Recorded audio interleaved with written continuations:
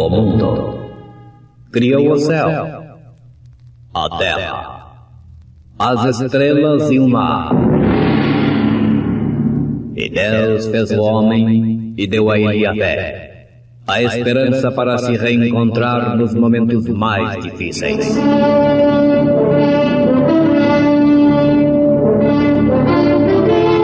E num esforço supremo para levar Deus até você, aqui está o pregador da fé. Pastor Joaquim Gonçalves nos traz fé para vencer.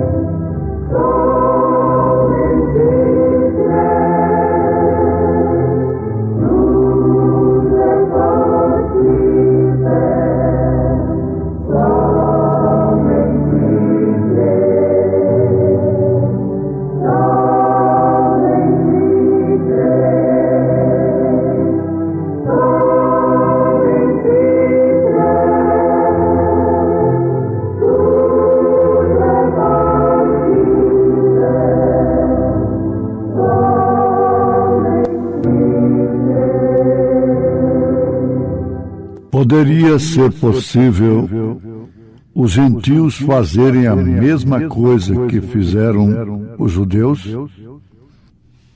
Portanto, se há algum conforto em Cristo, se há alguma consolação de amor, se há alguma comunhão no Espírito, se há alguns entranháveis afetos e compaixões, completai o meu gozo para que sintais o mesmo, tendo o mesmo amor, o mesmo ânimo, sentindo uma mesma coisa. Na cena do Calvário, irmã Alessandra cantando em momentos no tabernáculo da fé.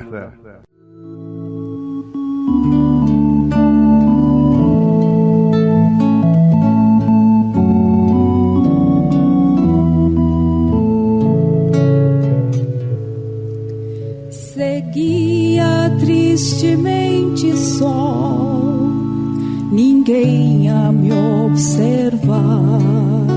Curvado ao fardo andava eu e quis desesperar.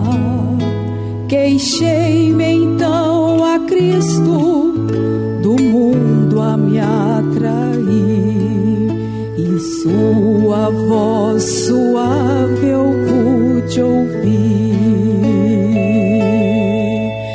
Na senda do Calvário meus pés também cansei, e sobre a cruz pesada sem forças me prostrei. Cansado peregrino, a noite chega ao fim. Oh, toma a cruz e segue junto a mim.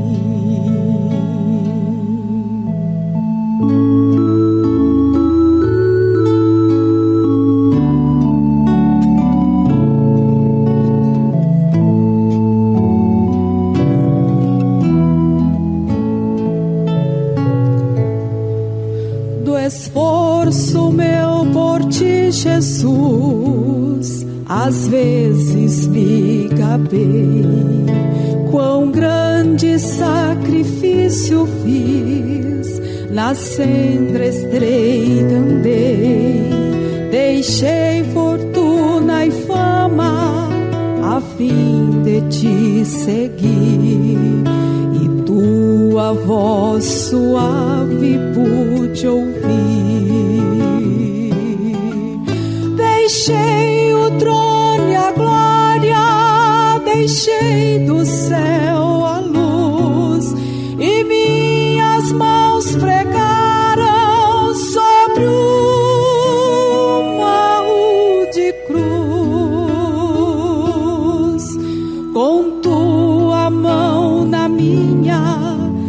sigamos, pois, assim. Oh, toma a cruz e segue junto a mim.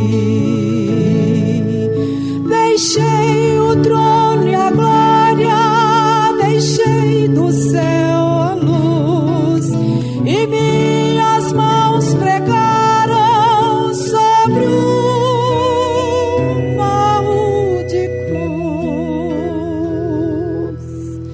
Com tua mão na minha, sigamos, pois, assim.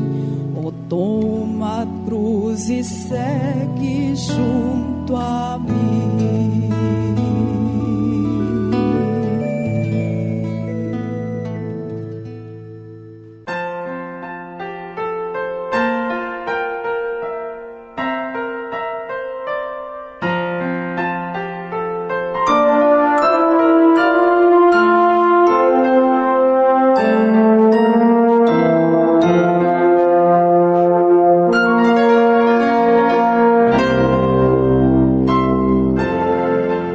Poderia ser possível os gentios fazerem a mesma coisa que fizeram os judeus? Ouvintes, é uma triste realidade. Os gentios estão fazendo exatamente o que os judeus fizeram. Exatamente. E de uma forma bastante mais grave, ingrata e até mesmo profana. Porque Deus virou as costas para os judeus, estendendo a graça para os gentios. Isto quer dizer que os gentios receberam um favor imerecido. Mas a pseudociência acerca de Deus não faria outra coisa senão dar cumprimento à doutrina nicolaíta. Começando por tirar o leigo da frente da igreja. O homem que dependia exclusivamente do Espírito Santo para falar a palavra. O que aconteceu exatamente no Pentecostes, na igreja primitiva, e até bastante tempo depois dos apóstolos. Então veja que trilha mais negra, mais cruel, os gentios traçaram para si. Chama-se a trilha da serpente, a trilha da rejeição, a trilha da sedução, a trilha da aquisição. Consequentemente, a trilha da perdição. Agora veja por que Jesus disse que há dois caminhos. Porta larga, o caminho largo, conduzindo à perdição. Exatamente isso. E a porta estreita e o caminho estreito, conduzindo à salvação. Existe um caminho estreito. Ele é paralelo com o largo até um certo ponto. Mas, de repente, ele se abre para a direita, enquanto que o largo se abre para a esquerda.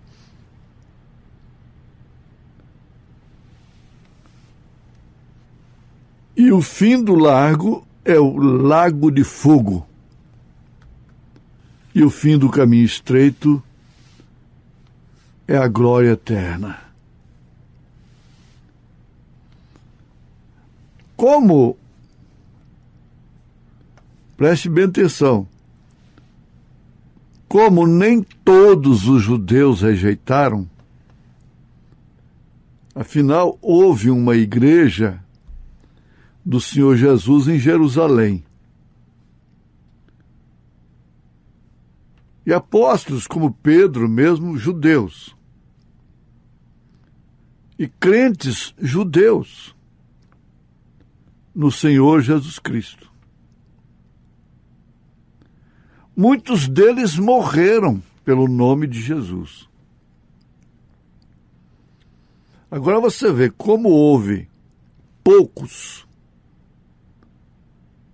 entre os judeus que aceitaram, que receberam a revelação de quem era Jesus.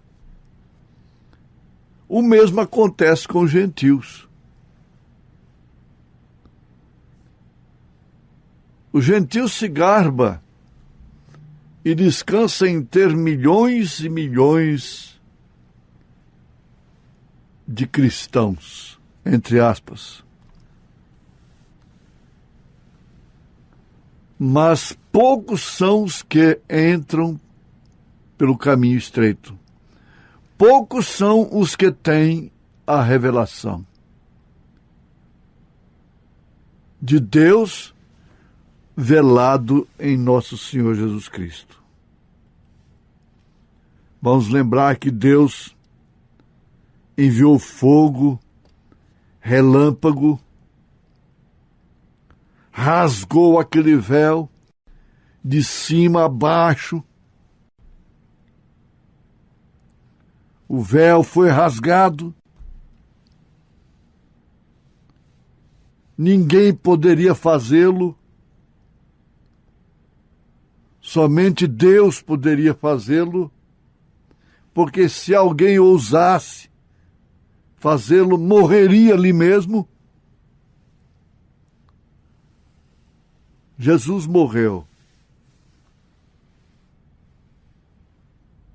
Mas o véu foi rasgado, de alto a baixo. Só que, conforme São Paulo fala,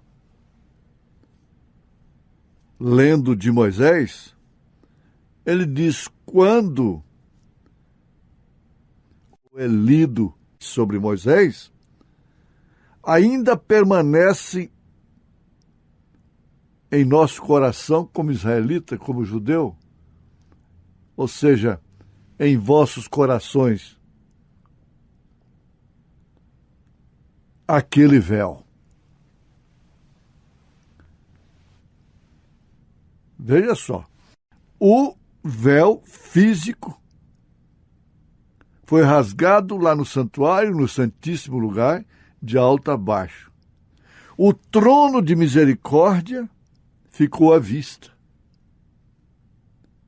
Ficou exposto. Mas o véu do coração, o véu da mente, do espírito religioso deles, não permitiu ver o trono da misericórdia. A maior graça que um homem pode receber em toda a terra é deparar-se com o trono da misericórdia. Aí tivemos, para falar de pessoas marginalizadas da lei, sempre se fala em Maria Madalena, samaritana, ladrão crucificado, Zaqueu. Isso que ficou registrado na Bíblia, os poucos que estão registrados. Mas os milhares e milhares e milhares de perdidos, aquilo lá é um exemplar apenas. Maria é um exemplar. Samaritana é um exemplar apenas. Zaqueu é um exemplar apenas. Ladrão, crucificado ao lado direito, arrependido, é um exemplar apenas dos milhões de pessoas na mesma condição, vendo o trono da misericórdia, enquanto que a elite religiosa, a santa religião, a religião mãe, seus agentes, seus líderes, continuaram cegos. E o mesmo acontece com os gentios. São Pedro, na sua segunda carta, capítulo 1, falando da estatura do varão perfeito, ele fala exatamente isto: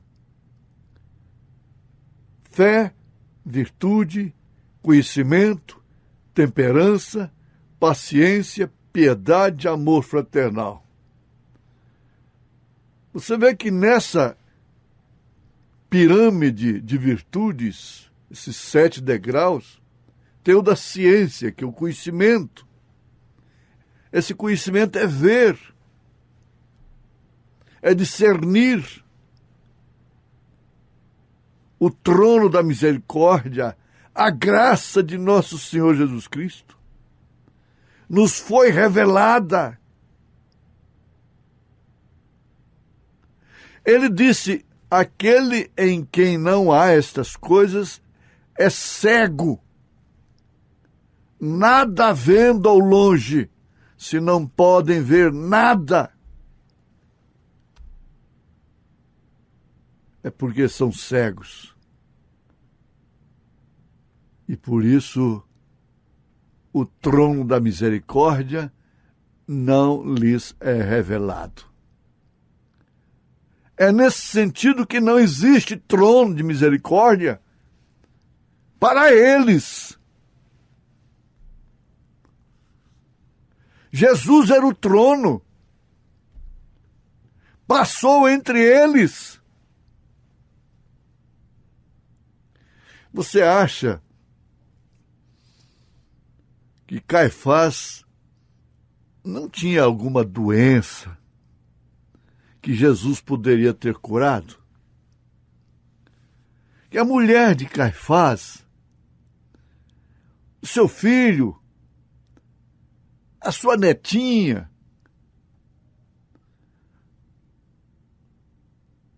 alguém lá de Anás, dos sacerdotes, não poderia receber graça como os demais receberam? Sim, eles poderiam. O trono estava à mercê deles.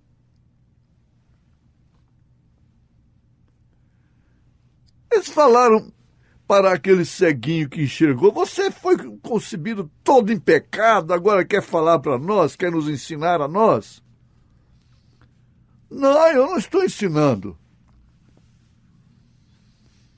Eu sei que eu era cego e agora vejo.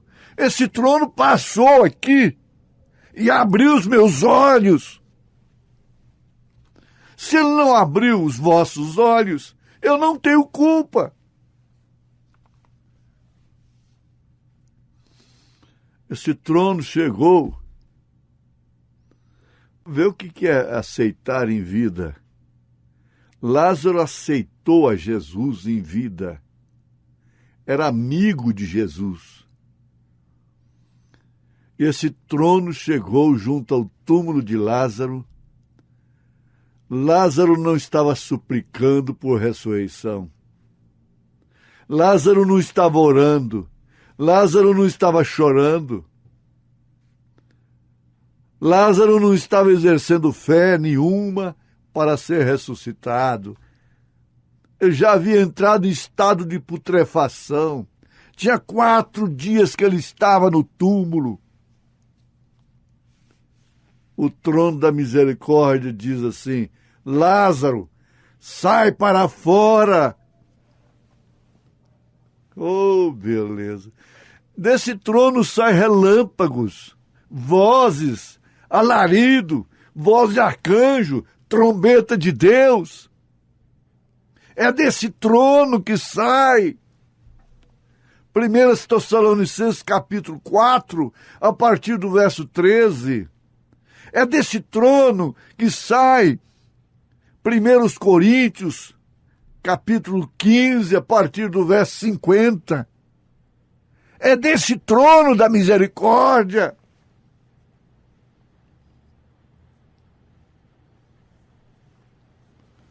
Mas eles não puderam ver. E o profeta faz essa pergunta na mensagem O Desvelar de Deus. Poderia ser possível os gentios fazer a mesma coisa que os judeus fizeram?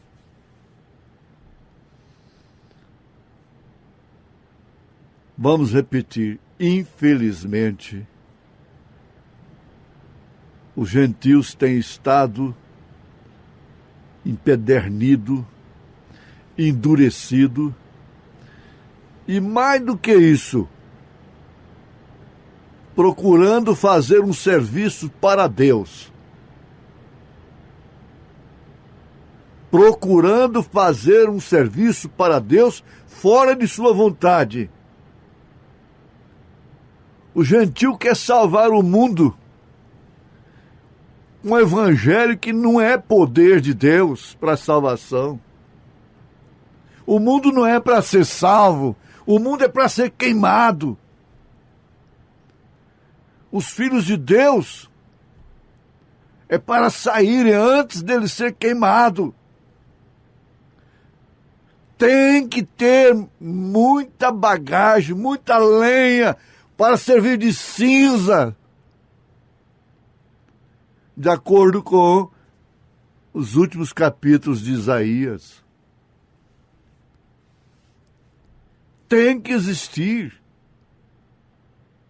Os perdidos são perdidos, estarão perdidos. E muitos são os que entram pela porta, pelo caminho da perdição. E poucos são os que entram pela porta, pelo caminho da salvação. Agora, sempre a gente encontra um encorajamento, um motivo de gritar glória a Deus, gritar aleluias, porque você se encontrar entre esses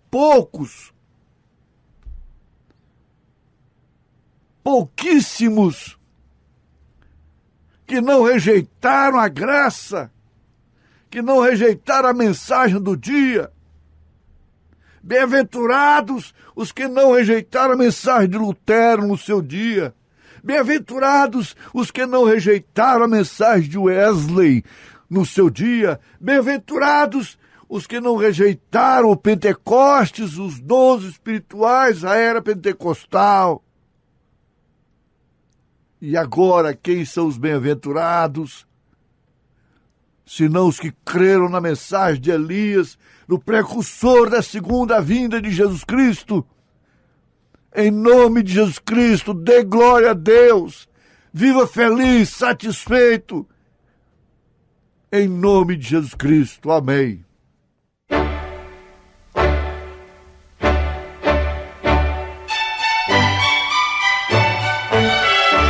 Você ouviu o programa Fé para Vencer o Mundo. Para mais informações, você pode nos contatar através do WhatsApp pelo número 66999511815. Nós também estamos na internet no site www.feoriginal.org.br. As nossas reuniões presenciais ocorrem todas as quartas às 18h30 e aos domingos às 8 horas da manhã com a escola dominical e às 17 horas com o culto da noite. Volte a nos ouvir amanhã, novamente nesta mesma emissora, neste mesmo horário, com fé no Filho de Deus, a fé que vence o mundo. Boa noite com Jesus!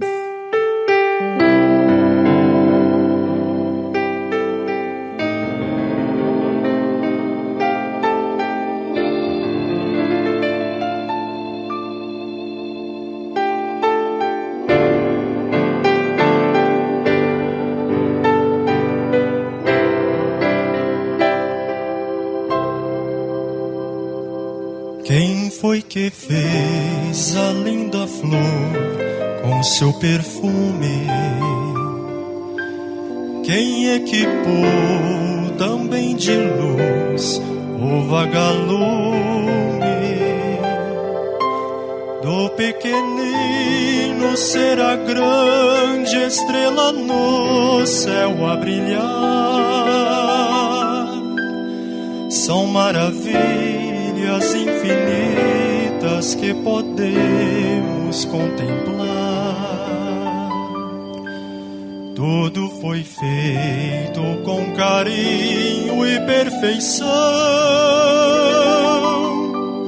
O sol nascendo a cada dia oferece-nos a luz,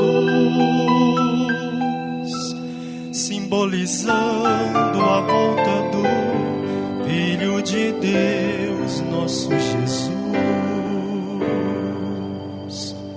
o Salvador, o grande autor da criação.